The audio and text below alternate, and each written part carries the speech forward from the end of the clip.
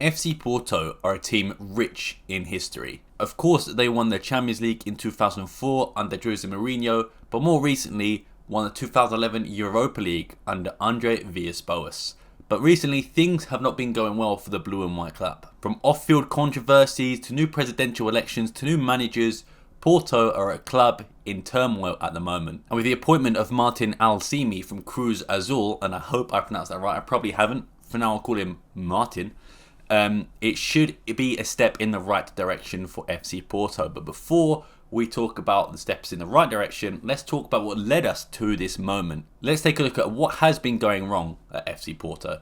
And just a disclaimer, I bet you can see all the sporting shirts behind me, and straight away if you're a Porto fan or whatever, you're thinking, this is going to be biased. No, I'm going to try and do it as unbiased as possible, just based in facts only. When I give my opinion, I will let you know that it is my opinion, not the opinion of anyone else, or, not fact. I will let you know. I'm going to try and keep this as unbiased as possible, because I know that Porto are a great club and a massive club, and they've won so many things, and I think it's clear they've been on the decline for at least the last sort of, in recent memory, 3 years, but you could even point back a bit further to when, the first troubling signs started to exist. But I'm going to keep it as unbiased as possible. I'll try and hold myself to that standard. If not, I apologise. This is not the video that, Porto fans want it to be. I do apologise also. But let's get into it. I know Sporting have been through their turmoil, and Sporting, aren't, winning Europa Leagues, winning Champions League and things like that. So it's not a comparison. I'm not here to bash on anyone. It is just basically just what has been happening to people who might be unaware of the situation. Now, I will start off with potentially the biggest thing in Porto at the moment, and what is, happening with the club in general. What has led to this, the big part of the downfall, and that is the removal of Pinto da Costa from the presidency. Now, personally, I think this is a good move for the future of Porto. But of course, there were going to be some turbulent times as soon as Andre Villas-Boas took over. But also, Andre Villas-Boas hasn't really helped himself with some of the decisions he's made, but we'll get there eventually. But first, let me talk to you about probably the most powerful man in Portugal, and that is Pinto da Costa. Pinto da Costa was elected FC Porto president in 1982, and he only stepped down last year. So it was an incredible run. He had 42 years as span of president at FC Porto. That is a long time. And, his culture was ingrained in Porto. Everything was done by Pinto da Costa. If you look at the before and after, he was elected president, as I mentioned, in 1982. Porto weren't the powerhouse they are now. In fact, they only had 7 league titles to their name at that point, with the last one coming in 1978-79 season. And in those periods, Porto went 19 years without winning a league title, from 1959 to 1978. So a very long time, much like Sporting's time of not winning titles in the early 2000s. On top of that, they only won 4 Taça de Portugals, and they did not win a single international trophy before he took over. In total, they won 11 major domestic trophies.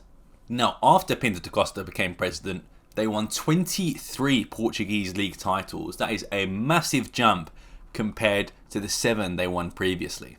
They'd also won 14 Taça de Portugals, but most importantly, they won 7 international titles, including 2 Champions Leagues in 1986 and 1987, and 2003-2004 season, of course under Jose Mourinho. They also won the Europa League in 2002, 2003, and 2010 and 2011. On top of that, they won the UEFA Super Cup in 1987 and the Intercontinental Cup in 1987 and 2004. Under Pinto da Costa's presidency, FC Porto won 67 major trophies, including domestic and international. And that remarkable period meant Porto were one of the biggest clubs, not just in Portugal, but in Europe. And I think it is fair to say that Pinto da Costa did make Porto relevant again, and they made him into the powerhouse that he is, which is perhaps why his tenure was so long, because people were so grateful to him. FC Porto fans and the Ultras were so grateful to him, as they should have been, for what he was able to achieve, from what he built from Porto, really, from the ground up. But you might be wondering, with all of these accomplishments, why was he ousted as president in the most recent election? Why was Andre Villas-Boas promoted? Why was he chosen over Pinto da Costa? First one would be due to the club's finances, and Pinto da Costa did not manage those well, especially to the end of his tenure. Whether it was bad deals entirely or letting players go for free, Pinto da Costa did not do well of selling Porto's players. Let me first give you examples of some players who left for free because Pinto da Costa either did not want to sell them or tried to renew their contract and failed. Chancel Mbemba was one of the best centre-backs in recent memory in Portugal and ended up going to Marseille and also excelling there. Musa Marega was not the most prolific striker in the world, but still in 190 appearances he got 72 goals. He was also sold for free to Al Hilal. As were guys like Yassine Brahimi, possibly one of the best wingers I've ever seen in Portugal in terms of technique and ability. Hector Herrera, a stalwart in the midfield of Porto. And other names like Vincent Abubakar, Shoya Nakajima and Ivan Marcano. The latter, Ivan Marcano, was actually sold for free to AFC Roma and bought back to Porto for €3 million. That's not all the weird transfer dealings as well. Let me talk to you about Francisco Conceição, one of the best and up-and-coming wingers in the world, currently playing for Juventus. But did you know Pinto da Costa actually forced Sergio Conceição to sell his own son to Ajax for only €5 million? The Portuguese winger failed to impress at Ajax. He was actually loaned back to FC Porto with an option to buy. What was the option to buy though? €10 million, which was activated the season after he left. So in the time Conceição left, he left for one season for €5 million, returned to Porto, impressed there, and they bought him back for double what they sold him for. Just absolutely crazy business. But it's not just free transfers that Pinto da Costa was sort of hounded for not doing well. His transfer dealings in general in players on the way out, whether they were young players or established team regulars, were questioned as well. For example, letting Luis Diaz only leave for €53 million to Liverpool, where he's quickly impressed and arguably doubled his transfer value. When you look at other players that have been sold by Sporting and Benfica respectively, Mamo Ugarte, €60 million, Bruno Fernandes, €65 million, Gonzalo Ramos, €65 million, Darwin Núñez, €85 million, you couldn't help but think maybe Pinto da Costa could have sold Luis Diaz for a lot more. But if we look at some of his other transfer dealings, Fabio Vieira to Arsenal for €35 million when he was clearly the best creator in Portugal at that point. Vitinha was only sold for €41 million to PSG, where again he's quickly impressed for not just Paris Saint-Germain but also for the national team as well, arguably doubling his transfer value. Probably the worst transfer dealing of them all, in my opinion, and that is in terms of actual, money exchanging hands. I think you got to include Chico Costas out there, but for me, Ruben Neves going to Wolves for only €17.9 million. Your captain at like 17 years of age, selling him for €17 million, €80 million if you want to round up. That is absolutely crazy, and I don't think it would happen under if it was a Benfica or even Sporting, which haven't had the best luck with finances, but if a Benfica player came through the ranks at 17, was their captain, and was 20 years old linked to a Premier League club, there's no chance he would go for under €50 million. And I don't know how that was allowed to happen. Of course, Porto were actually in a bit of debt, so maybe that answers the question. But it's just a case of you letting these young players go for so little money, whether it's for free, in the cases of Brahimi, or guys like Ruben Neves for only €17.9 million. It's just another reason why Pinto da Costa was looked at in terms of failing at transfer dealings. Still on the sales point of view, he never really financially invested in Porto, especially in the later seasons. For example, Porto's most expensive signing is David Carmo at €20.2 million. And they've only spent over €20 million 3 times, with Oliver Torres and Mbula costing €20 million each. In fact, Porto's top 10 most expensive arrivals ever includes 2 players who were bought for under €15 million, in Vincent Abubakar being bought for €12 million, Otavio being bought for €12 million as well. In fact, only 21 of Porto's transfers even exceed €10 million. Some of them dating back to 05-06 season for Lucho Gonzalez and the 2010-11 season for João Moutinho from Sporting. In comparison, if you look at Benfica's top 10 according to Transfer Market, 9 of those 10 players have been signed for more than €20 million, with the top 20 being all over €13 million. From a Sporting side of things, they've only come into money recently, but they've still spent €24 million all put in on Manuel Ugarte, €24 million on Victor Gyökeres, €19 million in Morten Hjulmand, €90 million on Conrad Harder, and €16 million on Paulinho. But enough about finances and transfers. Let's go on to the Super Dragões. Pinto da Costa has long relied on the Super Dragões for their vocal and vibrant support during matches. The group is known for fierce loyalty and also an intimidating presence in Portugal. The Super Dragões have genuinely been strong supporters of Pinto da Costa, viewing him as a key figure in the club's success. But at times the Super Dragões have been involved in violent incidents, both inside and outside the stadium. Also during the previous club elections, where the Super Dragões were allegedly pressuring people to not vote for André Villas-Boas and were seen as very loyal to Pinto da Costa during that time period. While Pinto da Costa's administration has publicly condemned violence, there have been some allegations of ties between certain elements of Super Dragões and FC Porto. It is even rumoured that they have a you scratch my back, I scratch yours relationship with the Super Dragões, offering their unwavering support in exchange for preferential treatment, whether that's tickets or other side activities or influence within FC Porto. Over the years, the Super Dragões have had substantial influence and played a role in keeping Pinto da Costa as the head of Porto's presidency within the club. There have been accusations of the group using their support to help in the club's internal politics, including elections and leadership challenges. Interestingly, Fernando Madureira, who was actually the leader of Porto's ultra groups, the Super Dragões, was arrested in a police mega operation. This investigation stemmed from the violence at the FC Porto general meeting in November 2023. As I mentioned, they tried to pressure other supporters into not voting for André Villas-Boas and voting for Pinto da Costa. Madureira was actually detained since the end of January 2024 and was accused of being the mastermind behind a climate of fear and intimidation against André Villas-Boas supporters. However, Fernando, along with his wife, have been accused of 31 different crimes, 19 of aggravated coercion, 7 offences against physical integrity in the context of a sporting event, and 3 attacks of freedom of information, 1 of public instigation to commit crime, and another one of throwing an object. What is funny about this is that after the Porto General Assembly, the former board, of course led by Pinto da Costa, announced an opening of disciplinary proceedings, but there were no repercussions for the main members of Super Dragões.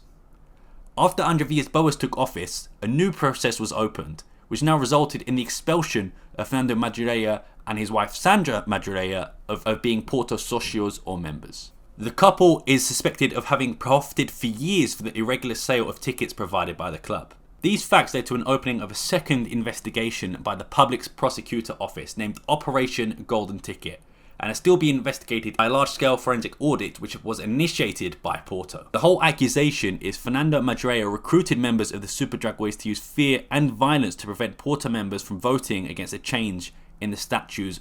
This change would strengthen Pinto da Costa's power and make it difficult for André Villas-Boas to ever run for office. There is so much more to talk about that case, and you can go look at it. If I spoke about it in this video would be like an hour long. But basically, that is all you need to know, that they were allegedly involved in coercion and sale of tickets, irregular sale of tickets, and profited off Porto for years. Allegedly, I want to point out, and that was read from a source from Publico.pt. With all those things in mind and the club not performing as well as they should have, a lot of people also wanted a change in manager.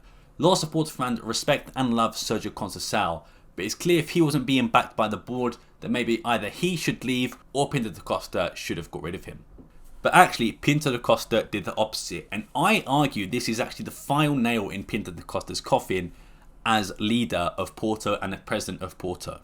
So he gave new contracts to Sergio Conceição and Pepe, but the caveat was if he was not elected the president of Porto, these contracts would become null and void. And of course, he wasn't elected and those contracts became null and void. In addition, before leaving Porto, he actually signed Francisco Conceição to a new contract. Good news, right? Wrong. He only gave Francisco Conceição a €30 million release clause, and when he actually does depart Porto for Juventus, he is entitled to 20% of that future fee. So out of the 30 million, 6 million will go towards Francisco Conceição. But it's a new dawn is a new day. Let's get into the newer version of Porto, and that is when Pinto da Costa has been let out of Porto and André Villas-Boas has become the new president. And André Villas-Boas wanted to stamp his mark on the squad straight away. And André Villas-Boas and Sergio Conceição both agreed to a mutual termination. Of course, Sergio Conceição was one of Pinto da Costa's biggest supporters, and of course that contract extension going down the toilet did not help matters either.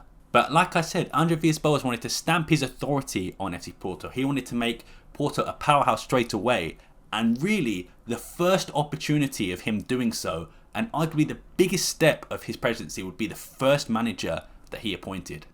So who did he appoint as manager? Sergio Conceição's assistant manager. Porto were linked to a number of high-profile managers like Maurizio Sarri, Graham Potter, Xavi, and of course, compared to those names, Vitor Bruno did not seem like an inspiring appointment. There were some positives to this move though, of course. Porto had no money to bring a new coach in, so bringing someone with a low risk in like Vitor Bruno was very clever, as he knew the club very well in the last 7 years, being the assistant of Sergio Conceição, so he knows about the pressure, and he also knew the players he worked with as well. The second reason this was so controversial is the whole Conceição family saw this as a backstab to Sergio Conceição. His wife even took to social media, as well as one of his sons, Rodrigo Conceição, to publicly berate Vitor Bruno.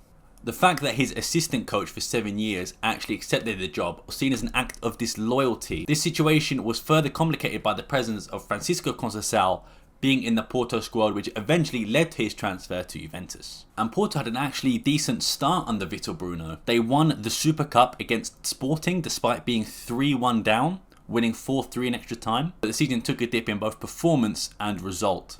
The team was knocked out of both domestic cups, one time to Sporting in the Taça da Liga, and they were also knocked out against Moreirense in the Taça de Portugal. They also currently sit in 25th position in the Europa League, which as of recording means they won't be in the Europa League next qualifying round. And of course, I'm filming this before the game against Thursday. I'm actually filming this on the Monday, so anything can change. They might be in, they might be out. But as of now, under Vitor Bruno especially, they did not do well in the Europa League, and Andre Villas-Boas said he dreamt about Porto winning that competition this season. But in the league, Porto weren't doing too badly, which was probably the reason Vitor Bruno lasted so long. 2 weeks ago, all they had to do was beat Nacional de Madeira, and they would actually be first in the league, overtaking Sporting and Benfica. But unfortunately, a dreadful display led to a 2-0 loss to Nacional de Madeira. The game against Gil Vicente is where everything came apart. Not only did Porto lose 3-1 to Gil Vicente, but the players also became irate, such as Samu getting a red card for slapping an advertising board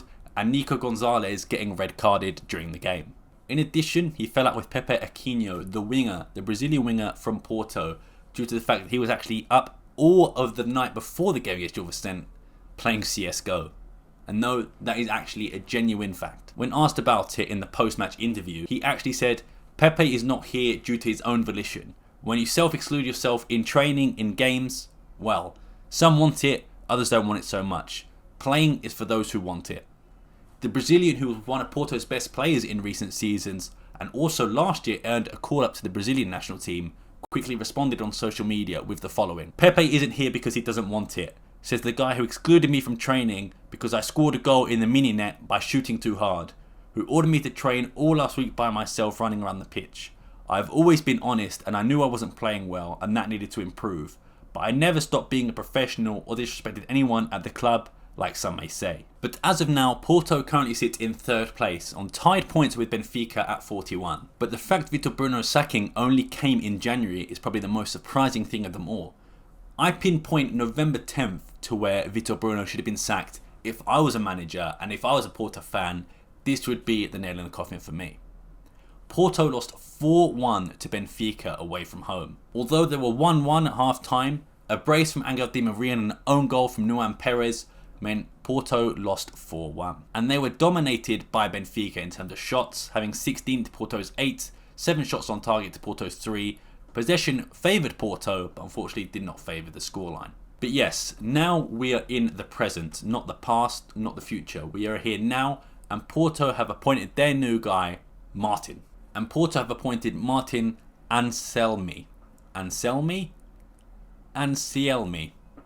Martin. And he looks to be one of the best up-and-coming managers, and this managerial appointment, unlike the last one, shows one of real ambition. The season is not over for FC Porto, and because FC Porto are such a big and great club, you can never truly count them out of any title race. Whether that's the Liga Buin title race, the Europa League title race. However, we can take them out of the Taça de Portugal title race, as that has them eliminated from the competition. But with less games to play, and potentially less games in the Europa League to play, it means they can all focus on the league and getting results back up there. Whereas Sporting and Benfica as of recording, again, I don't know, could easily go into the next round of the Champions League and be on more tired legs, as the fixture congestion from not only that competition, but from the Taça de Portugal as well, could show its head. When you look at Porto's current team, you would think they do need some more backing in the transfer market, but due to Porto's finances, that might mean they have to sell before they can buy. Samu has been a fantastic addition to the Porto squad for 15 million euros and has arguably tripled his value in just half a season. However, players like Fabio Vieira and Thiago Gilot have failed to impress at Porto so far, and although both being loan deals, it seems that both of them aren't going to progress at Porto much longer. With the sale of Evan Nilsson and Francisco Conceição and the free transfer of Mehdi Taremi, it was always going to be a struggle for Porto to hit the heights of the previous season. And especially it has to be a mention to Pepe, who retired at age 41, who, to be fair, I still think would be Porto's best centre-back today if he were to unretire. But losing not only a leader in Pepe, but losing one of the managers that the players trusted in and the players would run through a wall for. And, you know, as much as I may not like Sergio Conceição as his personality, there is no denying that tactically and also in terms of man management, he's one of the best coaches that Portugal has ever seen. And I think he's proving that AC Milan now and has won over a lot of AC Milan fans and just casual viewers as well. Winning a trophy in his, I believe his first game at AC Milan will do that for you as well. It remains to be seen how Porto will finish out the season. Will Anselmi do well at Porto, or are the cards stacked against him? Is Andre Villas-Boas in out of his head, as many people think? I don't think so. I think Pinto da Costa did need to leave. I believe it was his time. And everyone knows that replacing such a powerful figure will take time for Andre Villas-Boas to get things in motion. I do think the immediate future, let's say the next 2 years at Porto, might be turbulent times, but could result in some silverware like a Taça de Portugal or even a good showing in Europe, as Porto have always managed to do one or the other. If the rumours are true and they do need to sell to buy more players, you have to wonder how much longer guys like Diogo Costa will stay around, Samu will stay around, guys like Alan Varela, Nico Gonzalez, Pepe, Galeno, and even up-and-coming Rodrigo Mora, will they be sold to try and generate more funds for Porto in the long run? Who knows? But I do think Andre Villas-Boas will turn it around. I do think it will take some time. However, I hope this video has been informative. Some of you, I've tried to stay as unbiased as possible, and I hope I've managed to do that. If not, I apologise. But if you do agree or disagree, let me know in the comments below. Let's have a discussion. What do you think about Porto at the moment? Do you think they'll be back to their winning ways shortly? Do you think it will take time? Do you think Andre Villas-Boas is to blame? Is Pinto da Costa still to blame? Is it a mixture of both? I think Andre Villas-Boas will get it right. But again, I think his appointment of Vitor Bruno as his first major appointment was a big misfire. Although at the time it seemed like a low risk, it actually backfired massively. And Porto needs it out of all competitions. They're still, like I said, in it in the league and in the Europa League as of recording. But who knows what will happen. Check out this video right here. Check out Sporting's new manager, Rui Borges, and how he became the manager of Sporting. His managerial timeline is a very good watch. I would recommend if you like these types of videos. But I've been Stan Wasicki. Thank you very much for watching. I will see you next time, and peace.